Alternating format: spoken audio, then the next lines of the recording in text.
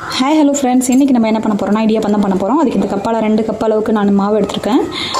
இதை எடுத்து கடாயில் போட்டு வறுத்து எடுத்துக்கலாம். பச்சரிசி மாவு தான். இதை நான் ஏற்கனவே ஊற வச்சு அதுக்கப்புறமா கழுவிட்டு ஊற வச்சுட்டு காய வச்சு அரைச்சி எடுத்து வந்திருக்கேன். இடியாப்பத்துக்குன்னு சொல்லி அரைச்சி எடுத்து வந்திருக்கேன்.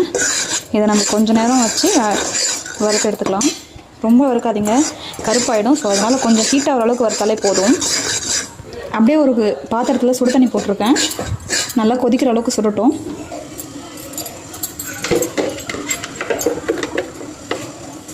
உப்பு கொஞ்சமாக போட்டுக்கோங்க.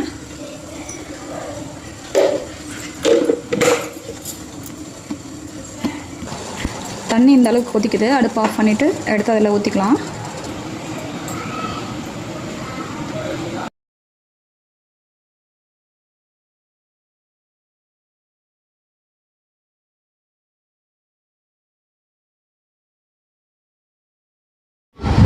கொஞ்சம் கொஞ்சமாக அந்த சுடு தண்ணி எடுத்து இதில் ஊற்றி நம்ம கிண்டிக்கலாம். இதை கிண்டுறது தான் இதனோட ப்ராசஸ்ஸே.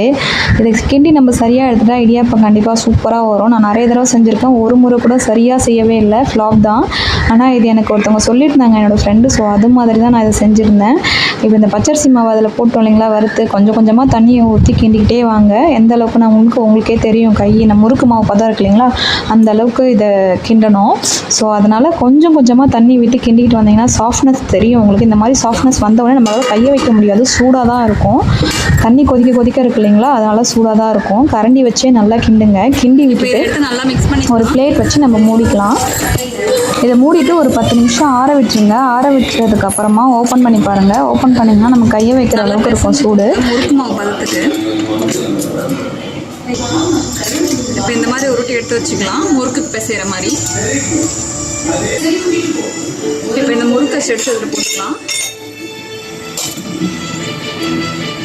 மாவையும் இதில் எடுத்து போட்டுக்கலாம்.